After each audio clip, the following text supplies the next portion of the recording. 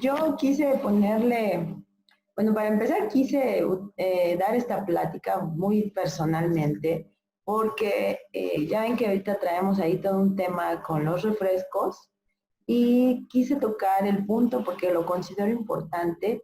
Nosotros aquí en el colegio y yo de manera personal y particular, en los años que llevo ya, pues yo creo que ya 10 años trabajando con control de peso, pues hemos librado una lucha contra el refresco y ahorita que está el tema de manera pública por el problema del COVID y la obesidad y las personas que han fallecido, etcétera, y que bueno, pues más allá del tema político, es un tema de salud, pues quise aprovecharlo y aportar muchas cosas que voy a decir aquí, a lo mejor a mucha gente no le van a gustar y quiero aclarar que son a título personal, pero esto es algo que yo vengo haciendo no de ahorita, como les platico desde hace 10 años aproximadamente que yo me dedico a control de peso. Y bueno, pues espero que les guste. El título es así como que sarcástico y es a propósito porque por supuesto que el refresco no tiene nada nutricional, pues es como muy para burlarnos quizá un poquito, ¿sí? Vamos a empezar entonces. Me presento con los que no me conocen, creo que la mayoría ya me conoce, pero bueno, ahí está mi nombre. Yo soy médico especialista en medicina física y rehabilitación, tengo la maestría en nutrición clínica, diplomada en síndrome metabólico y soy coordinador académico de la escuela. Estoy para servirles. Y bueno, pues aquí empezamos. Miren, vamos a hablar un poquito de la historia. Ya desde los egipcios se utilizaban bebidas edulcorantes o dulces, mejor dicho, o con gas, con cierto contenido de gas. Desde los egipcios pasaba esto. Y el refresco tiene 180 años de historia. La verdad es que son muchos años, pero sí, ya tiene sus años con nosotros el refresco. Y los refrescos empezaron o comenzaron siendo elaborados como productos farmacéuticos, como remedios, y que se vendían en las farmacias, se hacían y se vendían en las farmacias. Si ustedes recordarán, y bueno, los que son muy jóvenes, pues no, a lo mejor no saben de esto, pero antes las farmacias pues no eran como las conocemos ahora, se llamaban de hecho boticas, ¿no? Las famosas boticas pues eran lugares donde además de venderse los medicamentos se fabricaban, se producían, ahí mismo se hacían cremas, jarabes, pastillitas, etcétera, y era lo que se vendía, ¿no? Las famosas fórmulas magistrales, que hasta la fecha muchas de ellas se siguen vendiendo en la farmacia París, en el centro, que es una de las más emblemáticas y con mayor historia aquí en nuestro país. Y bueno, pues las boticas eran las que fabricaban y las que vendían. Eran la farmacia y a la vez el productor. Y bueno, pues esto empezó ahí, precisamente en las farmacias, donde preparaban algo que se conocía como sifón, que bueno, pues ya ahorita otra vez está de moda los famosos sifones.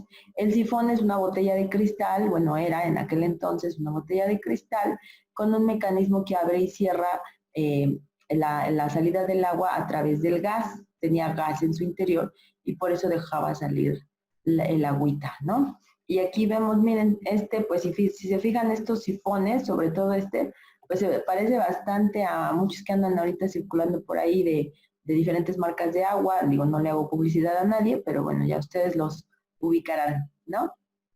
Y bueno, estos sifones famosos que tenían gas se utilizaban para afecciones estomacales. Era algo así como un Alka-Seltzer para que cuando andabas así medio sobrecargado de la pancita, pues te echabas tu sifón y te sentías mejor, ¿no? Entonces ya desde ahí ese es como que el papá, o mejor dicho el abuelo de los refrescos, ¿no? Tenían un sabor agradable y pues eran muy recurridos en las famosas boticas. Era también una manera de quitar la sed y se extendió.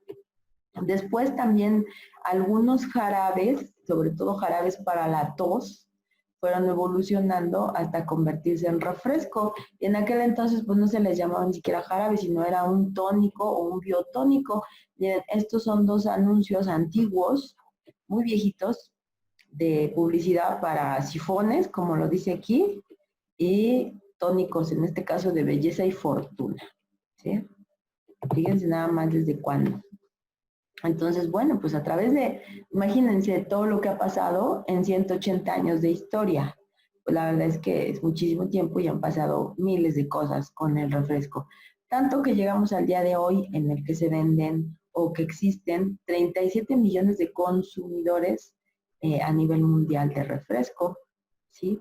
Estamos hablando más o menos de 13.5 millones de hogares que consumen una gran variedad de productos, porque además ahorita pues ya no existen nada más los refrescos, ya hay las aguas azucaradas, las bebidas energizantes, las bebidas con endulcorantes artificiales, etcétera. Entonces, la variedad pues ya se extendió, ya no es solamente el refresco como inicialmente se tuvo.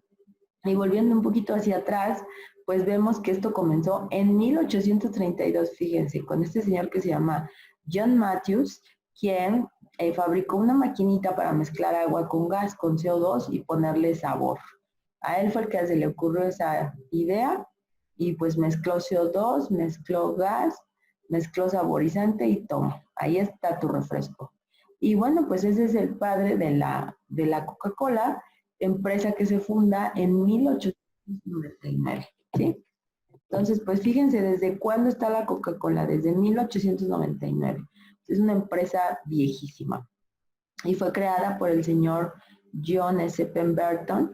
Y como les decía, originalmente la receta original o la idea original era un medicamento para el dolor de cabeza, ¿sí? Y bueno, pues esta receta original tenía nuez de cola y coca, y bueno, pues también en ese momento, debido a sus contenidos, se le llamó Coca-Cola por los contenidos que tenía. Entonces, bueno, pues fíjense desde cuándo.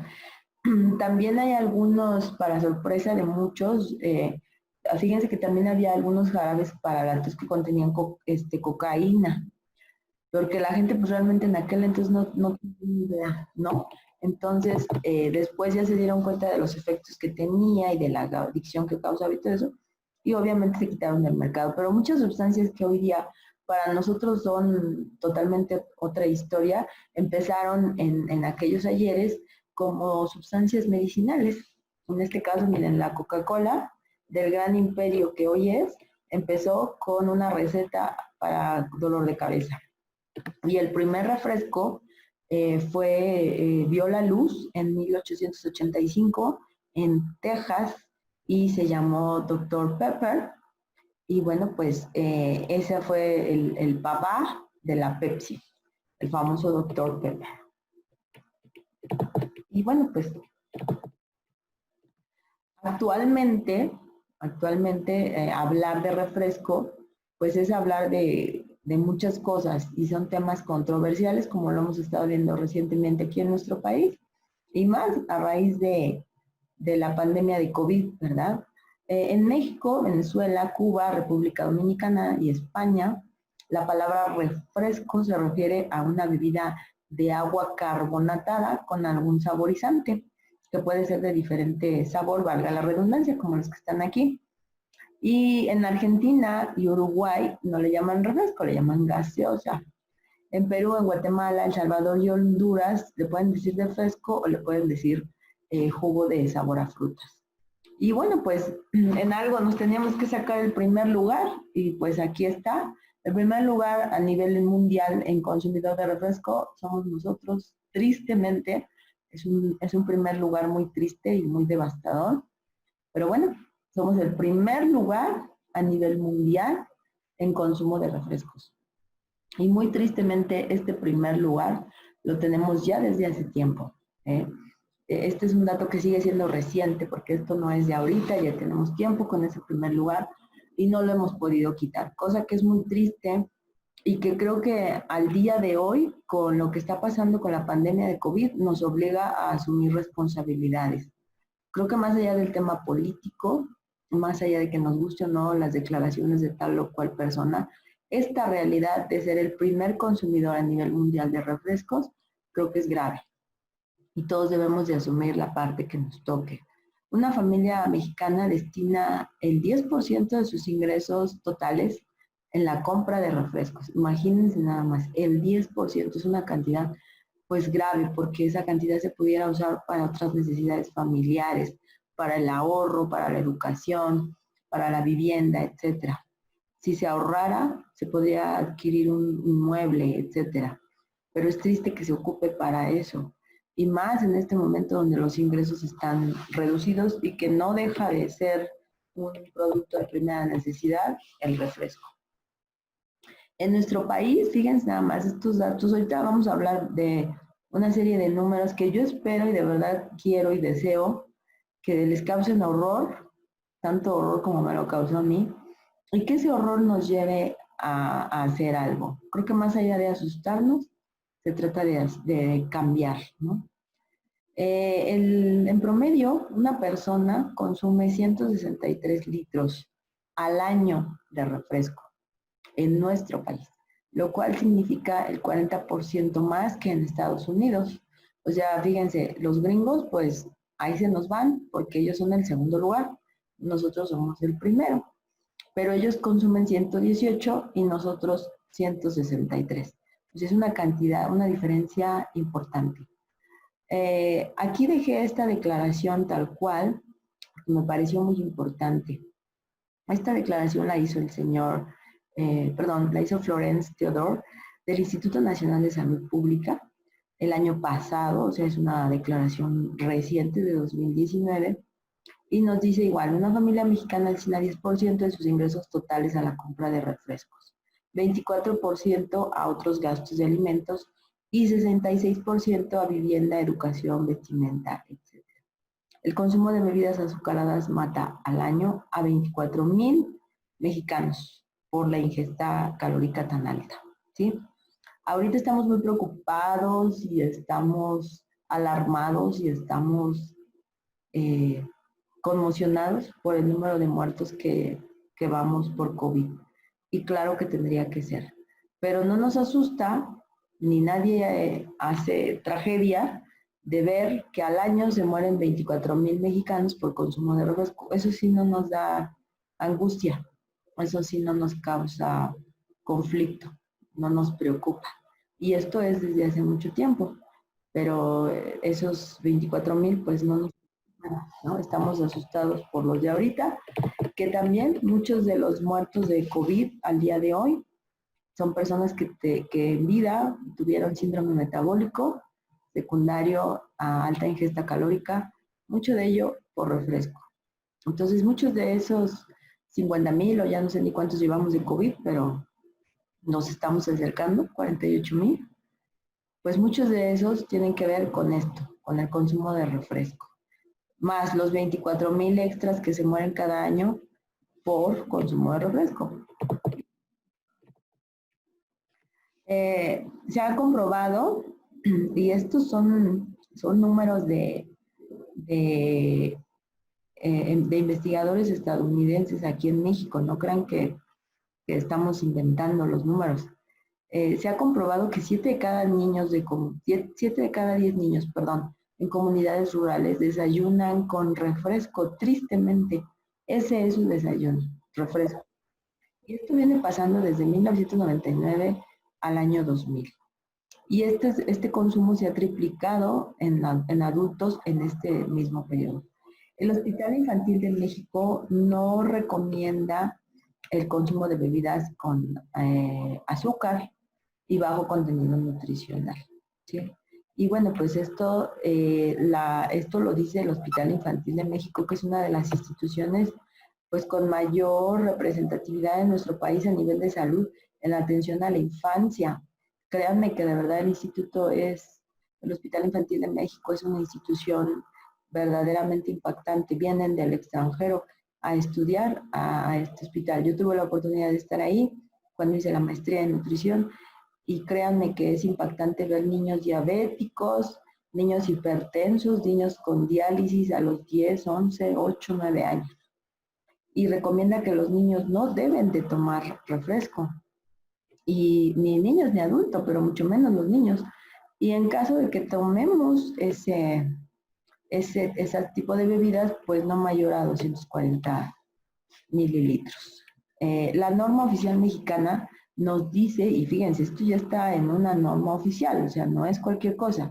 La norma oficial mexicana nos dice que en su etiquetado debe de colocarse que este tipo de bebidas tienen azúcares. Y cuando decimos azúcares, pues estamos hablando de todo aquello que salga del jarabe de maíz, de fructosa, de sacarosa, del azúcar de caña, etcétera. Y bueno, pues esto no está pasando porque el etiquetado en México sigue siendo irregular y de ahí se basan las compañías para hacer un etiquetado engañoso, ¿no? O como pasó en la reforma hace un tiempo que no quitaron la chatarra de las escuelas, pero la metieron en bolsas chiquitas, ¿no? De verdad, pero perdón por la palabra, pero eso es una estupidez, ¿no? Querernos engañar de esa manera diciendo que porque ya está en bolsas chiquitas, pues ya es sano y ya se puede vender en las escuelas, ¿no? Con los niños. De verdad es un ataque a la inteligencia, con todo respeto. Pero bueno, esto es lo que pasa porque no está regulado. Y también se ha venido expresando desde hace tiempo, se manifestó desde 2005 que se publicó también como una norma oficial y en el Diario Oficial de la Federación se publicó el plato del buen comer desde 2005 como la base de la pirámide nutricional para México y la jarra del buen beber junto con el plato del buen comer. El plato y la jarra del buen comer y del buen beber fueron oficialmente presentados y son la guía para una nutrición adecuada. Aquí en nuestro país es con lo que nosotros debemos guiarnos. La jarra del buen beber nos dice, y aquí está, miren, no estamos inventando nada, que la base de los líquidos que ingerimos debe de ser el agua simple, potable, nada más, puritita agua simple, ¿sí? En el primer nivel y como base. Y de esto se debe de consumir de 1.5 a 2 litros de agua. En el siguiente nivel, en el nivel 2, tenemos a la leche semidescremada, leche entera, leche light, leche de soya, todas las leches están en ese nivel, el café y el té. La recomendación es pues de 0 a 2 vasos de leche y en el caso del café sin azúcar, aquí están las recomendaciones. ¿Sí? En el tercer nivel tenemos en el segundo nivel estaba el té y el café sin azúcar. En el tercero ya están las leches. Aquí está lo que les decía, las recomendaciones. También en este tercer nivel se incluyen las bebidas de soya, pero sin azúcar, ¿sí? En el cuarto nivel están las bebidas no calóricas, pero que tienen edulcorantes artificiales. Ya tuvimos una plática de edulcorantes artificiales y aquí pues los edulcorantes que más hemos recomendado y que ya habíamos platicado pues eran Splenda o Stevia por su origen. Aquí en este cuarto nivel pues vamos a meter a todas esas bebidas que son no calóricas pero que están endulzadas o que son dulces por edulcorantes artificiales. En el nivel 5 encontramos a todo lo que son jugos de frutas, la leche como tal entera sin ningún tipo de tratamiento, bebidas deportivas, energizantes, bebidas alcohólicas como la cerveza, etc. Están en el nivel 5 y se recomienda medio vaso de consumo. Y bueno, pues es uno de los niveles ya menos recomendables. Y fíjense, están los famosos jugos. Y esto es algo que siempre me preguntan en la consulta. Es que yo me quiero hacer un jugo de tal cosa, con apio, con pepino, con mil y un cosas, ¿no? El jugo. No es recomendable hacer jugos. La fruta no se bebe, se come. La fruta no es para beber, es para comer. ¿Por qué? Porque al hacerme yo un jugo, estoy concentrando en una pequeña cantidad de líquido un gran potencial de fructosa, que es el azúcar de la fruta. Y estoy dejando de lado toda la fibra, el bagaje que tiene la fruta, donde van, además de fibra, vitaminas y minerales. Entonces, por eso es que no se hacen jugos. Y miren, aquí está, no lo estoy diciendo yo, es una recomendación muy mínima en un quinto nivel. Y ya en el último nivel, y aquí miren, está bien clarito, 0 vasos, está el refresco y las aguas de sabores. Hay aguas de sabores que se hacen con fruta y eso está perfecto, El problema es que ya una vez que le pusimos la frutita al agua, pues le ponemos 4 o 5 cucharadas soperas o de esas con las que servimos el guisado de azúcar. Y pues entonces esa agua ya perdió todo su valor nutricional porque la carga calórica es muy fuerte. ¿Se puede hacer el agua de frutas? Sí, claro que sí, pero, perdón, sin ponerle azúcar. Si yo le pongo azúcar al agua, pues ya perdió su valor. Con el azúcar que tiene la fruta, que es la fructosa, es más que suficiente para que el agua quede bien, sepa rico y no tengamos que agregarle más, ¿sí? Entonces ahí también les voy a recomendar una agüita que dicen que tiene componentes alcalinizantes, pero más allá de su componente alcalino es una agua sana. Pueden poner ustedes en una jarra de unos 2 litros de agua rodajitas de pepino con chía, con rodajitas de limón y naranja. Simplemente las rodajas, no las van a exprimir, todo se lo ponen en la jarrita con el agua. La fruta por sí misma va a ir soltando su sabor, va a ser un agua muy fresca, cero azúcar, desintoxicante, alcalinizante y muy rica y les va a encantar. Se las recomiendo muchísimo y es un agua que pueden beber todo el tiempo, ¿sí? Igual les he recomendado muchísimo el té verde, que además es antioxidante y anticancerígeno. Son bebidas que podemos tomar todo el día sin ningún problema y no nos van a afectar como los refrescos. Podemos empezar con estas bebidas a cambiar los hábitos. Y bueno, vamos a ver el contenido como tal de los refrescos. Por supuesto, ahorita pues el contenido puede ser muy variado porque como les decía al inicio de nuestra charla, pues ya hay una gran variedad de refrescos, de bebidas edulcorantes, energizantes y shalala. Pero bueno, en general esta es la composición de los refrescos. Agua, que es el componente donde se mezcla todo, dióxido de carbono, que es el que le da el gas, colorantes, que pueden ser de 1000 tipos, ¿sí? Los más decentes o los más buenos pudiera ser, que no fueran sustancias químicas, pues sería azafrán, cúrcuma y caroteno. Desgraciadamente los refrescos no utilizan estos, utilizan colorantes artificiales, es decir, sustancias químicas sintetizadas para darle esos colores a la bebida. La acidez, que también te la colocan sobre todo con ácido fosfórico. Sabores, pues aquí el sabor se va a lograr a través de diferentes sustancias, dependiendo de cuál sea el tipo de la bebida, pero también ojalá fuera a través de sustancias naturales, pero la verdad es que no contienen ese tipo de sustancias, contienen igual saborizantes fabricados químicamente. Y edulcorantes, la mayoría de los edulcorantes que se utilizan en los refrescos son el jarabe de maíz, que está hecho a base de fructuoso también, hace el sulfame K, que ya habíamos platicado de él, que es 200 veces más dulce que el azúcar. Si recordamos nuestra plática de edulcorantes, recordarán que platicamos del sulfame y bueno, quiere decir que su poder edulcorante es 200 veces mayor que el azúcar normal, o sea, es 200 veces más dulce el sabor. El aspartame también se utiliza. El ciclomato, que está restringido su uso en niños, y que bueno, la recomendación es no superar 11 miligramos en adulto por kilo de peso. Entonces, estos son los edulcorantes que más utiliza la industria refresquera para el sabor.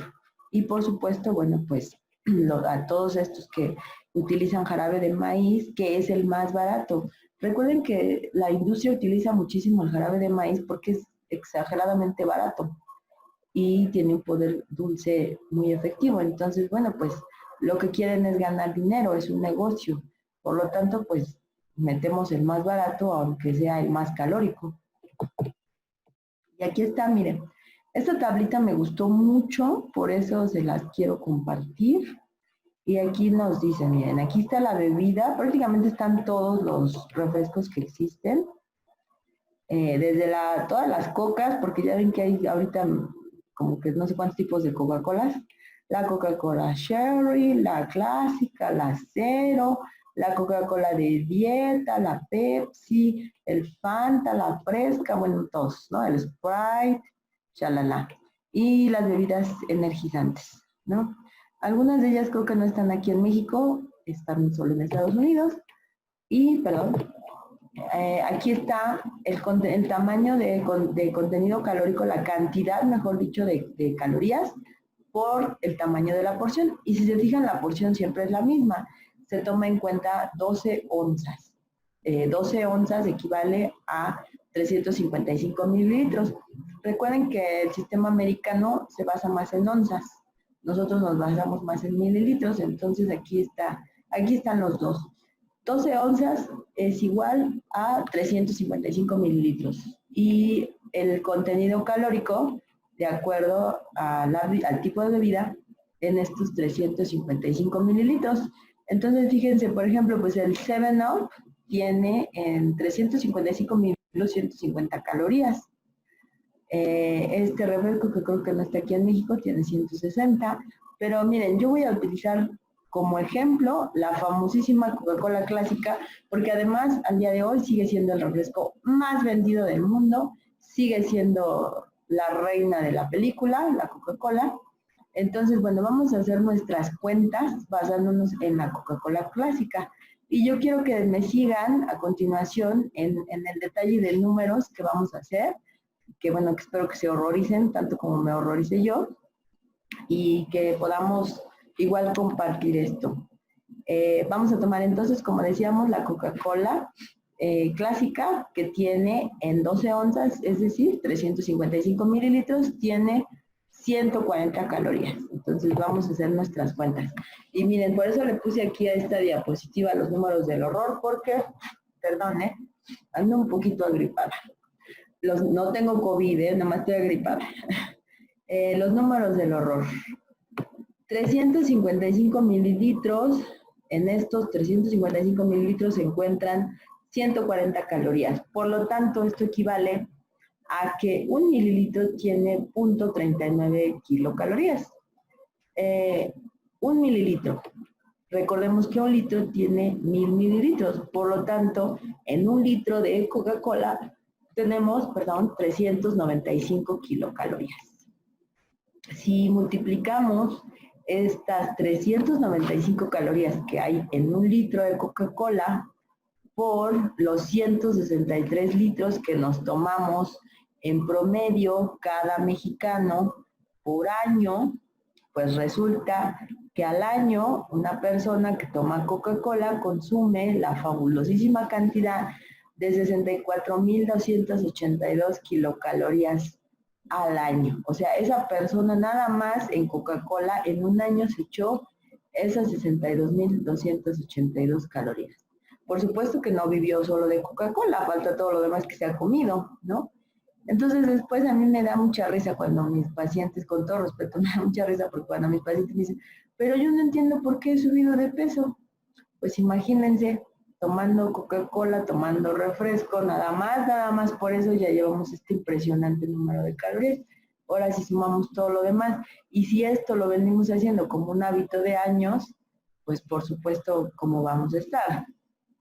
Pero aquí no para la cosa, miren, esos 163 litros que se toman por persona al año en nuestro país, hay que multiplicarlo por el número de mexicanos que somos 125 millones de mexicanos, por lo menos hasta las cifras oficiales del año pasado, de 2019.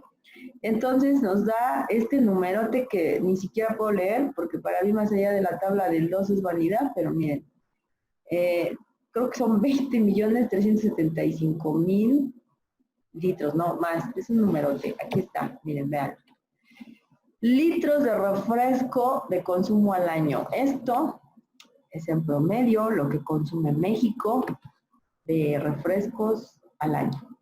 Y ahora pues vamos a hacer las cuentas de la lana, porque a todos nos preocupa el dinero, ¿no? Si sabemos que el litro de Coca-Cola al día de hoy cuesta 14 pesos, vamos a multiplicar este numerote por 14 pesos que cuesta cada litro de estos que nos tomamos. Y pues miren, nada más, ni siquiera la puedo leer, es una cantidad impresionante de millones de pesos al año gastados en refresco. ¿Qué podríamos hacer con este numerote inmenso de dinero? Imagínense nada más. Pues créanme que con esta cantidad tan enorme de dinero que México le regala a las grandes transnacionales como es la empresa Coca-Cola, al año, pues por supuesto que la va a defender a capa y espada, ¿no? Digo, cualquiera que ganara esa cantidad de lana, pues no iba a dejar que se le fuera el negocio, ¿no? Y por supuesto que va a buscar la manera de que no se le escape de las manos. Y bueno, pues nos va a poner anuncios en la tele muy tiernos y muy bonitos de la familia feliz y de que empresa es una empresa socialmente responsable y que ama y contrata a mucha gente y que da fuentes de trabajo. Efectivamente, yo no dudo que la empresa dé fuentes de trabajo, pero también esas fuentes de trabajo son a costa de la salud y de la muerte de muchísimos millones de personas, ¿sí? Y que bueno, pues con este número impresionante, esas fuentes de trabajo, pues cuánto puede gastar, ¿no? Entonces creo que habría que hacer una reflexión. Miren, quiero que vean esta imagen, en esta imagen, en todos estos costales que ven aquí, hay 8.489 toneladas de azúcar. Es una cantidad impresionante, pero bueno, es una parte nada más de lo que nos tomamos los mexicanos. Fíjense nada más, es impresionante. Y bueno, pues voy a pasar ahora a un tema que me parece que va totalmente relacionado con esto y que se ha discutido, se ha llevado a debate mucho en estos días también. A partir de esto, la adicción al azúcar. Con el consumo tan impresionante como ya revisamos que tenemos en nuestro país, los mexicanos no podemos vivir sin azúcar. Estamos totalmente vinculados al azúcar. Ya vimos las cantidades exageradas, exorbitantes, escandalosas de azúcar que consumimos a través del refresco. Entonces habría que investigar o habría que aclarar cómo está este asunto de la adicción al azúcar en nuestra población principalmente, porque además somos el primer lugar a nivel mundial. Entonces, bueno, pues el azúcar tiene que ver con un proceso neurofisiológico y adaptativo y por supuesto que se comporta como una droga de abuso. Y eso ya está totalmente fundamentado y demostrado. Y lo vamos a revisar ahorita a continuación. Por lo tanto, sí se puede hablar de una adicción al azúcar. Lo demuestra la ciencia, es un hecho. Y bueno, pues no es algo que esté a discusión o no es algo de lo que se pueda librar la industria refresquera, como ha sido el caso, que quieren deslindarse de esa responsabilidad y por supuesto que no se puede. La similitud del efecto neurológico que simula, que causa, en las vías de serotonina y de dopamina en el proceso de reforzamiento y recompensa de cualquier adicción, ¿sí? Tiene una serie de procesos, como lo dice aquí la imagen. Para que nosotros podamos decir que existe una adicción o que una persona tiene una adicción, se debe de cumplir con 3 características principalmente. Y estas 3 características están basadas precisamente en cómo funciona nuestro cerebro con estas 2 sustancias básicas que son la serotonina y la dopamina y el sistema de recompensa que tenemos en nuestro cerebro. Hay un sistema fundamentado en el sistema límbico que se llama sistema de recompensa. El sistema límbico es nuestro cerebro como que más básico, más primitivo. Es nuestro cerebro de los instintos, del enojo, de la ira, de la violencia, de tomar lo que me gusta, de comer lo que quiero hasta donde quiero. Es como que la parte más primitiva de nuestro cerebro. Por supuesto no es la que nos domina, gracias a Dios, porque está la corteza frontal, el neocórtex, que es el que controla el sistema límbico y evita pues que haga lo que se le dé su recochina gana y se meta en problemas, ¿no? Pero a nivel del sistema límbico y de los sistemas de recompensa básicos, pues, resulta que este sistema de recompensa es el que se refuerza de manera constante y que crea las adicciones. Y bueno, pues hablamos de adicciones y tenemos un problema mundial. Igual, y bueno, pues el azúcar es una sustancia adictiva. Y bueno, lo vamos a demostrar. Decíamos que se necesitan 3 parámetros para que podamos decir que es una adicción. El primer parámetro se basa en un aspecto ambiental, es decir, que existe un patrón de conducta ya adquirido y totalmente establecido para consumir altos niveles de azúcar. Esto inducido por el medio, por la cultura, por el ambiente, por los malos hábitos, etcétera. Y comienza desde la infancia. ¿Se acuerdan cuando platicábamos en la charla que tuvimos de ambiente obesogénico? Bueno, pues ahí está. El ambiente obesogénico es quien establece todo el andamiaje ambiental que se requiere para que una persona comience a tener adicción al azúcar. Y esto desde niño, porque pues si desde niño nos dan para comer, para cenar y para desayunar refresco, pues es lo que aprendemos que debe de ser. El segundo, bueno, perdón, esta condición conlleva, pues, lo que decíamos, toda una serie de aspectos psicológicos negativos, como son la depresión, la ansiedad, la abstinencia cuando nos quitan el azúcar. Y como decía un psicólogo, ¿no? La mente es hija del ambiente y efectivamente una persona adicta pues no nace, se hace. Y su ambiente tiene muchísimo que ver en esto. El segundo aspecto de la adicción, en este caso de la adicción al azúcar, es la necesidad fisiológica de consumir alimentos azucarados. Esto ya es una parte fisiológica. La anterior era una parte ambiental y psicosocial. Aquí ya nuestro cuerpo demanda y quiere azúcar. Y esto tiene que ver con niveles bajos de triptofano y serotonina, que ya habíamos platicado también en otra charla, en el cual decíamos que una persona que está deprimida o que tiene dolor crónico tiene muy bajos niveles de triptofano y de serotonina, y esto lo lleva a estar deprimido, ansioso, angustiado, etc. Y es lo mismo que le pasa a una persona cuando se le quita su droga y empieza a caer en ansiedad, en angustia, en depresión, etc.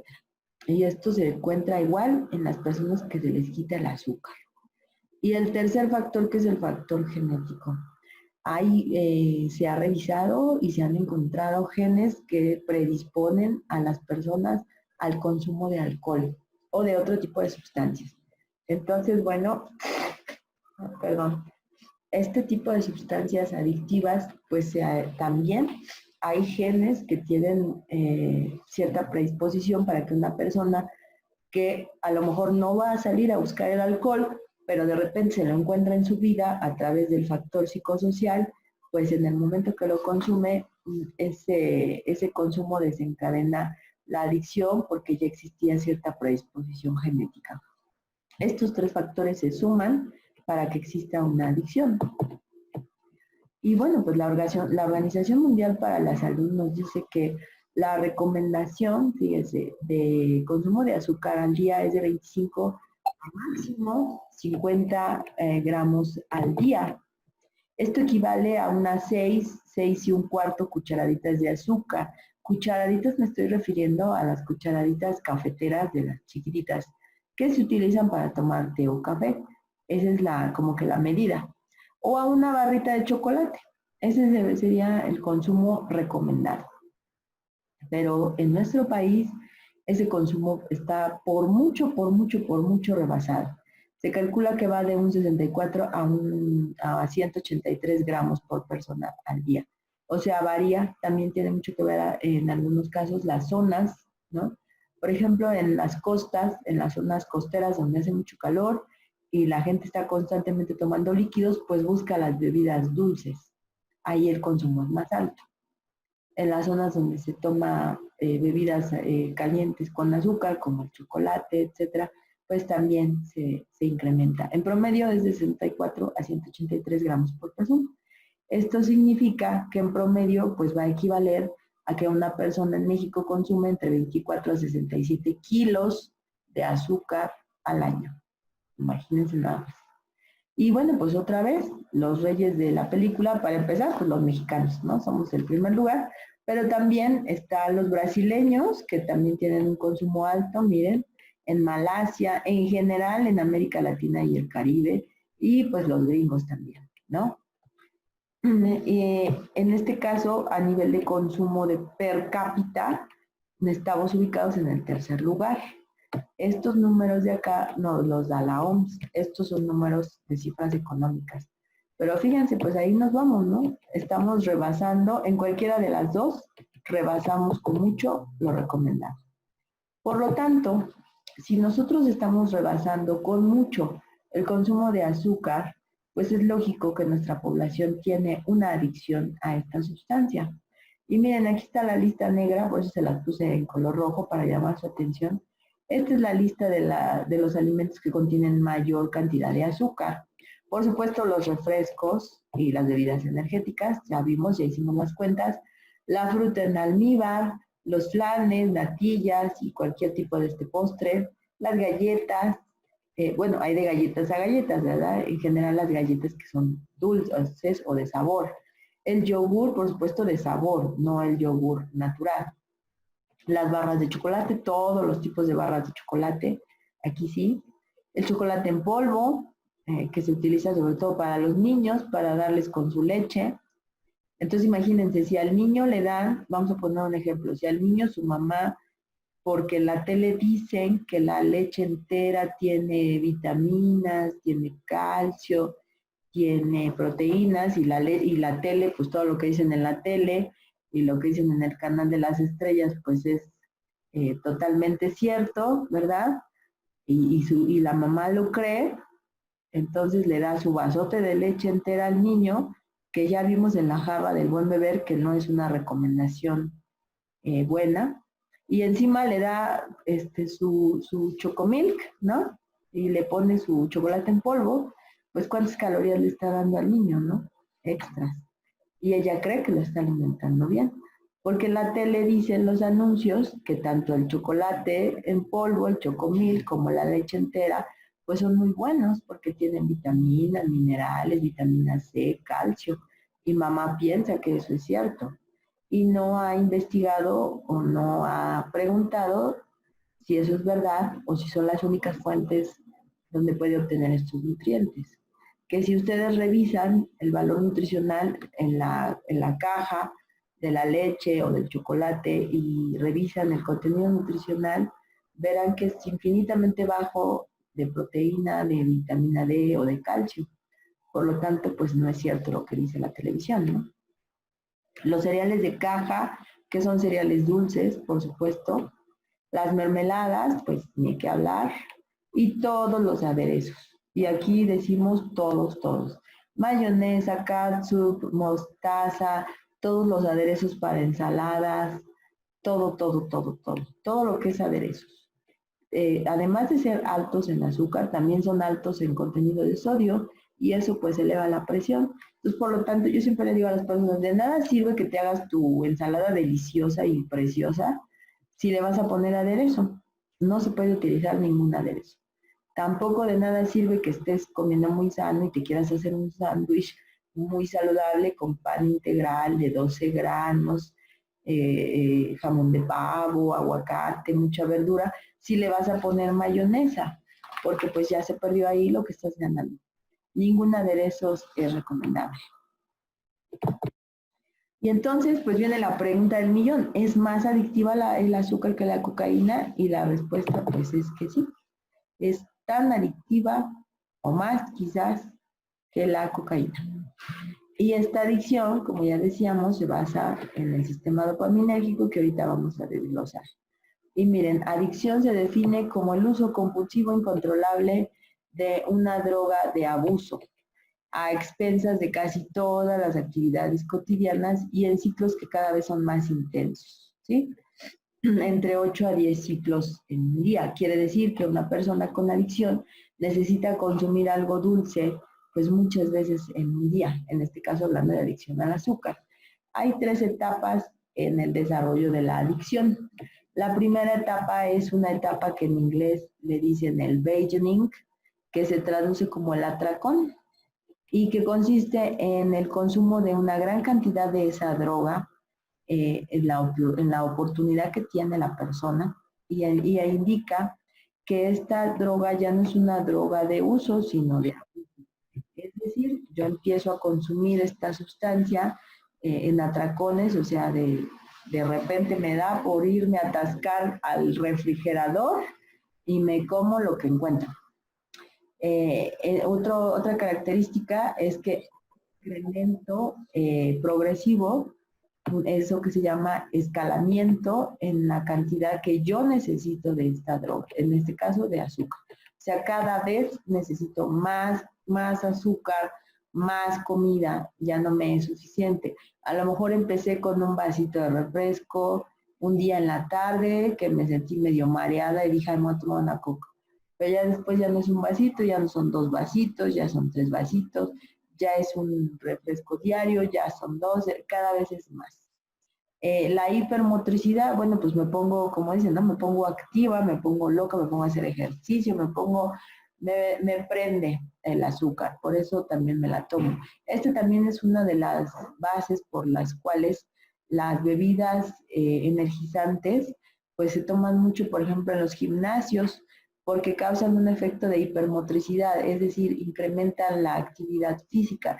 Entonces, pues claro que voy y que levanto 25 veces la pesa más pesada o que puedo pasarme 2, 3 horas en el gimnasio porque tengo este efecto de hipermotricidad. Por eso se utilizan mucho a veces en los gimnasios. Y este fenómeno pues es muy similar a lo que le pasa a una persona drogadicta o adicta a sustancias de otro tipo con la actividad motora, ¿no? Se muy, muy activos.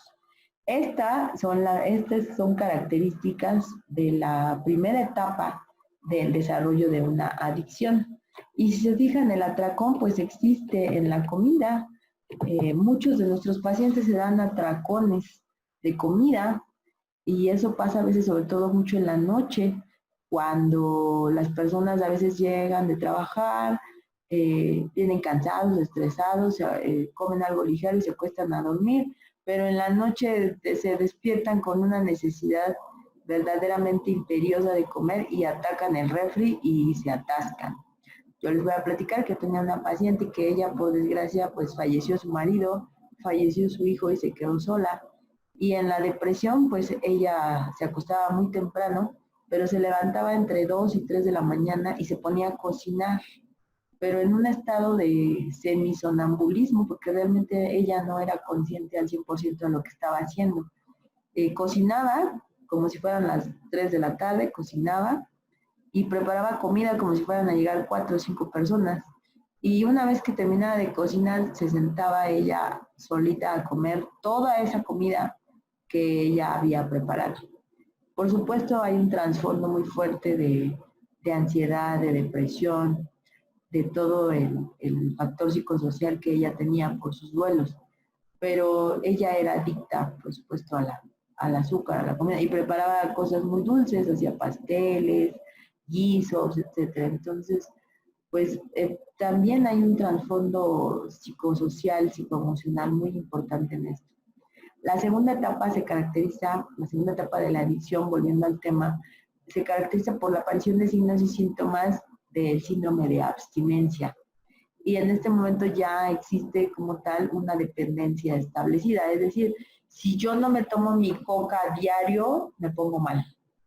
Si no me tomo mi rebanadita de pastel diario, me pongo mal. Si no me como mi postre, que me encanta, que preparan ahí en la esquina, regresando a la oficina de comer, y paso por mi postre, me pongo mal.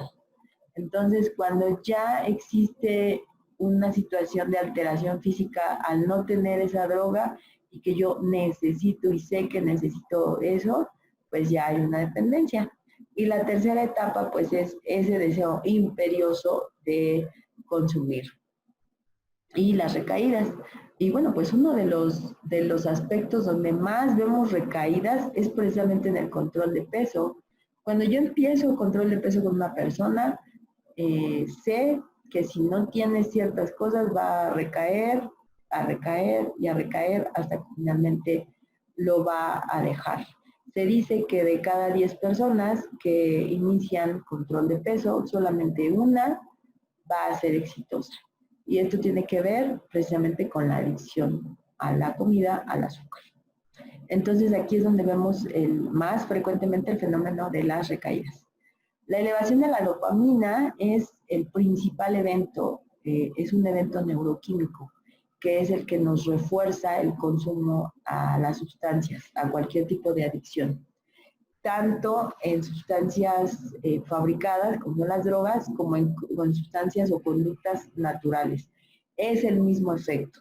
Y eso se ha visto en escáneres cerebrales que se han hecho a personas adictas a cocaína, a heroína, a morfina, y en personas adictas a la comida y al azúcar, su cerebro funciona exactamente igual. El escáner se ve exactamente igual. Entonces, este sistema dopaminérgico de recompensa de nuestro sistema límbico, que es nuestro sistema más primitivo, pues nos está dominando y es el que está alterado. Y esto aplica para comer, para beber, para el sexo, ¿sí?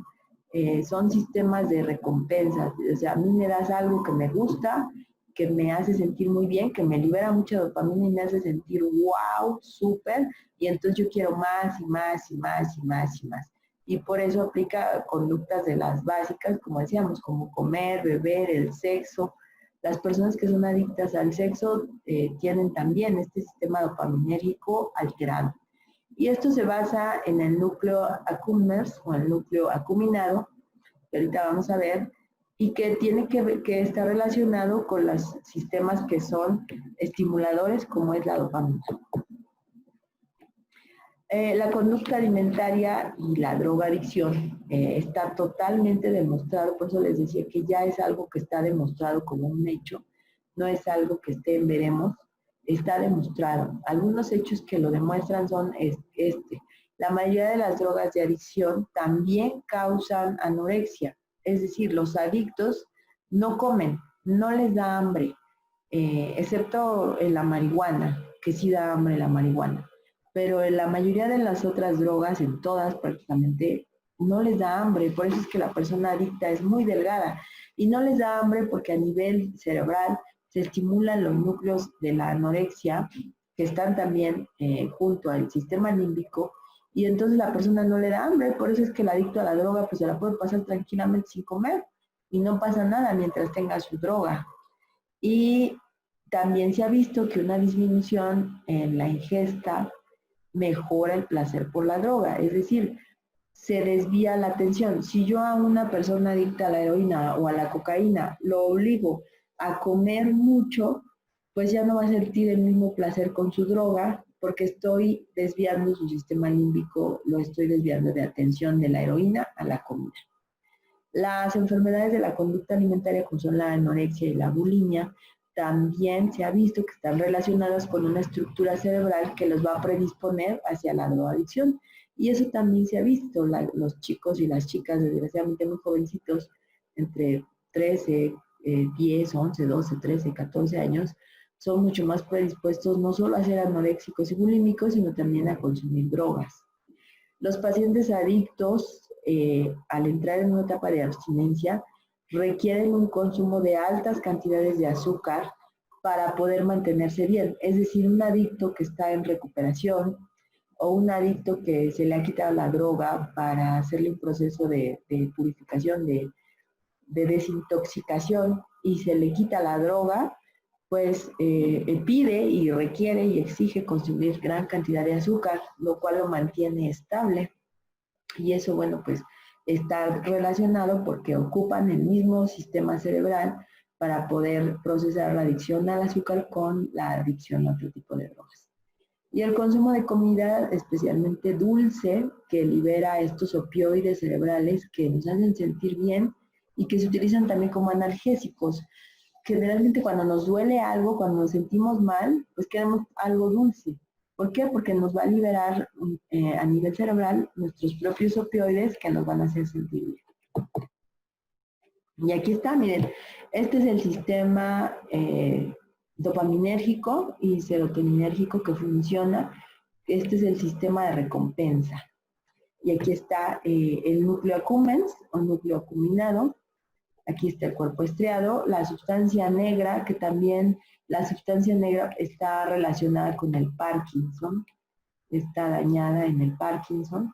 Aquí está el hipocampo, los núcleos del RAFE, todo esto es sistema límbico, todo este conjunto de estructuras en cerebro medio, en mesencéfalo, es sistema límbico. Y aquí está la corteza frontal. La corteza frontal o neocórtex es la etapa más evolucionada de nuestro cerebro, es con la que vivimos, con la que pensamos y es la que gobierna a este sistema límbico y le dice, no, espérate, ya, cálmate, estate quietecito.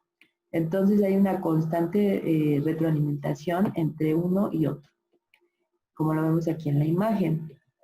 Y aquí, bueno, pues el núcleo accumbens es el que se encarga de regular que cuando hay mucha dopamina, cuando le llega mucha dopamina aquí a este núcleo accumbens, pues es cuando nos provoca esa sensación de placer extremo, ya sea por el tipo de consumo de droga o por consumo de sustancias adictivas. Y bueno, este núcleo empieza a liberar conexiones, empieza a liberar mensajes hacia la neocórtex y hacia otras partes del sistema límbico para decir, bueno, ¿saben qué? Esto está muy bueno, esto está muy rico, esto está padrísimo y vamos a querer más. Entonces, el sistema dopaminérgico está muy incrementado y es el que domina. Hay mucha dopamina.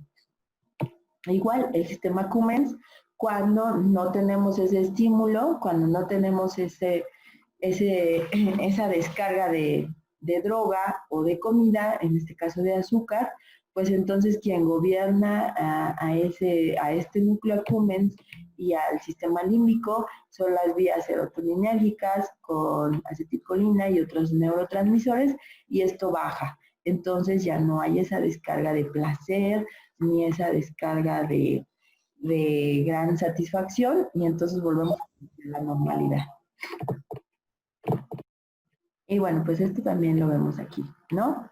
Aquí es un comparativo, miren, entre nosotros tenemos como tal, ya habíamos dicho, recompensas naturales, es decir, nuestro cuerpo nos recompensa o nos hace sentir bien de manera natural con sustancias o con conductas no adictivas o no creadas, como son la comida, la música, el sexo, perdón, el ejercicio, etcétera. Entonces, estas actividades y estas situaciones naturales van a liberar también dopamina en nuestro cerebro sin necesidad de recurrir a drogas.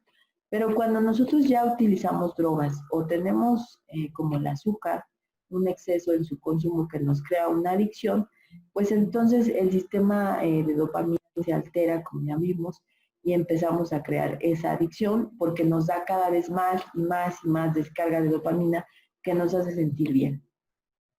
Y aquí están, miren, la cocaína igual pues libera mucha dopamina como los alimentos. Es el mismo sistema. De hecho, si ustedes platican con personas que son obesas mórbidas, que tienen más de 40 kilos encima, y que ustedes les preguntan, bueno, ¿y cómo fue que llegaste a esto? Pues ellos les van a contar y lo pueden verificar. Ellos les van a decir que el único momento en el que sienten placer, en el que se sienten felices, en el que se sienten bien, es cuando comen. La comida es su única fuente de dopamina. Porque como ya no se pueden mover por su peso, pues no pueden hacer ejercicio, generalmente no tienen vida social ni sexual, no tienen, por supuesto, ningún otro tipo de estímulo que les libere dopamina más que la comida. Por lo tanto, son adictos a la comida y se hace un círculo vicioso. No son obesos mórbidos, pero siguen comiendo porque su única fuente de satisfacción y de bienestar está en la liberación de dopamina cuando comen. Por eso es que es muy difícil romper en un obeso mórbido ese círculo. Y todo esto está totalmente demostrado. Hay un artículo muy bonito, quien quiera, con mucho gusto se lo comparto, donde todos estos vínculos cerebrales se han demostrado en ratitas, que las han hecho adictas al azúcar, a la cocaína, han comparado cómo funciona su cerebro, se ha visto cómo se transforma su conducta, etcétera. Entonces, esto está demostrado, no estamos inventando nada, no es el hilo negro, existe y está totalmente identificada la adicción al azúcar. Por lo tanto, hablar de consumo responsable que quieren ahorita las refresqueras manejar o hacernos como que el coco wash de decirnos que tenemos que tener un consumo responsable, por supuesto, sí, somos responsables de todos los aspectos de nuestra vida, eso es totalmente cierto. pero no se puede hablar de consumo responsable y liberarse de ellos de la carga de producir este tipo de sustancias que sabemos que en una población que sabemos que ya tiene una adicción. Las personas adictas pierden el control y por lo tanto no pueden ser responsables. Un adicto no es una persona en capacidad de ser responsable de sí mismo. Por lo tanto, no existe como tal ese concepto de consumo responsable en un grupo que ya se ha demostrado que tiene una adicción al azúcar. Entonces, bueno, pues esa parte nosotros no estamos de acuerdo.